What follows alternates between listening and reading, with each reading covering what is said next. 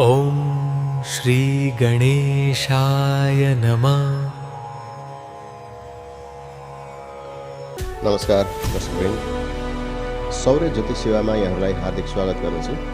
उपस्थित भइसकेको छु तपाईहरुकै ज्योतिष सारथी युवा ज्योतिष सूर्य र आजको भिडियो विशेष गरेर मेष राशि भएका व्यक्तिहरूको स्वभाव के कस्तो रहनेछ भन्ने बारेमा रहेको छ। र भिडियोको विषयवस्तुमा प्रवेश गर्नुभन्दा अगाडि यो जानौँ मेष राशि अन्तर्गत कस्ता व्यक्तिहरू पर्दछ।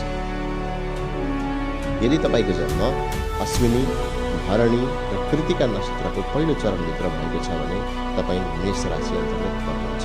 र मेष राशि अन्तर्गत नाम रहने व्यक्तिहरू अथवा नामाक्षर रहने व्यक्तिहरू चु, चे, चो, ला, लि, लु, ले, लो र अ नामाक्षरबाट सुरु हुन्छ। यदि तपाईको नाम यी कुनै अक्षरबाट सुरु हुन्छ भने तपाई मेष राशिमा पर्नुहुन्छ। र मेष राशिको राशि स्वामी मङ्गल ग्रह हुन्छ।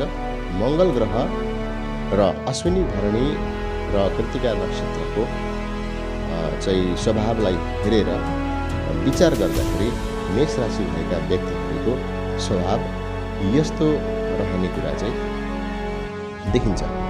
जस्तै कि मेष राशि भएका व्यक्तिहरू कस्ता हुन्छन् अथवा कस्तो स्वभावका हुन्छन् भन्ने बारेमा कुरा गर्नुभन्दा अगाडि तपाईहरुलाई मेरो एउटा विनम्र अनुरोध छ। यदि तपाई पहिलोपटक यो च्यानलमा आइपुग्नु भएको छ भने च्यानललाई सब्स्क्राइब गर्न नबिर्सनुहोला, लाइक, शेयर र कमेन्ट पनि गर्न नबिर्सनुहोला। तपाई कुन राशिमा पर्नुहुन्छ अथवा तपाईको राशि के हो त्यसलाई पनि कमेन्ट बक्समा लेखिदिनु भयो भने म तपाईको राशिको विशेषता के कस्तो रहनेछ भन्ने बारेमा आगामी भिडियोहरुमा लिएर आउनेछु। कुरा गरौँ मेष राशिको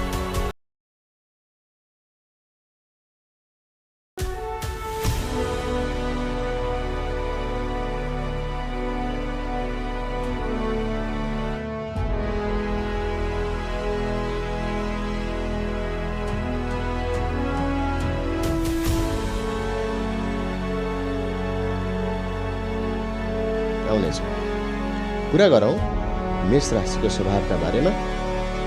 मेष राशि कस्तो हुन्छ भने चञ्चल, नेत्रयुक्त, प्राय कुनै रोग भएको, धर्म र धन दुवैको मूल्याङ्कन गर्ने, कृतज्ञ स्वभावको, राज्यबाट सम्मानित, पापरहित, दानी, जलदेखि भयभीत, कठोर कार्य गर्ने, कठोर भए तापनि अन्त्यमा विनम्र स्वभावको हुन्छ।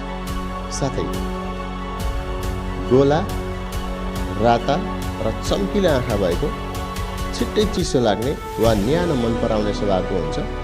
शाकाहारी हुन मन पराउँछ, छिट्टै खुसी हुन्छ, अल्पाहारी हुन्छ, भ्रमण गर्न मन पराउँछ, सुरवीर हुन्छ, सेवाभाव भएको अथवा सेवा भावनाले ओतप्रोत भएको व्यक्ति हुन्छ, शिरमा कुनै दाग अथवा चोटको निशान भएको हुन्छ र स्वाभिमानी हुन्छ।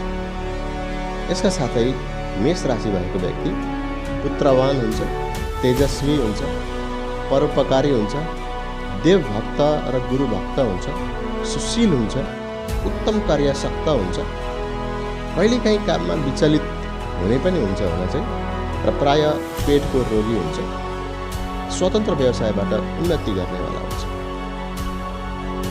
यसै गरेर यसको राशि स्वामी मङ्गल ग्रह हुन्छ। मुगा रत्न धारण गर्नु अत्यन्तै राम्रो।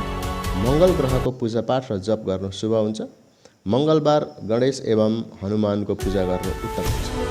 र आफूलाई सदैव सकारात्मक, ऊर्जाशील र ग्रहहरूको शुभ फल र आशीर्वाद प्राप्त गर्नका लागि गर्नुपर्ने उपायहरू यस्ता रहनेछन्।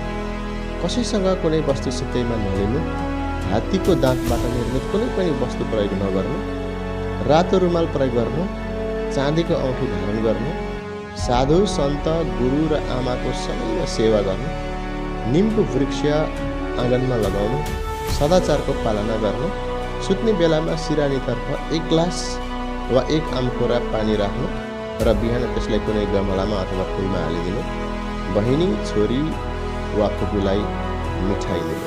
यति गर्दाखेरि चाहिँ मेष राशि भएका व्यक्तिहरूले आफ्नो राशि स्वामी र ग्रहहरूको सकारात्मक बल प्राप्त हुन्छ। हस्त हाललाई नमस्कार।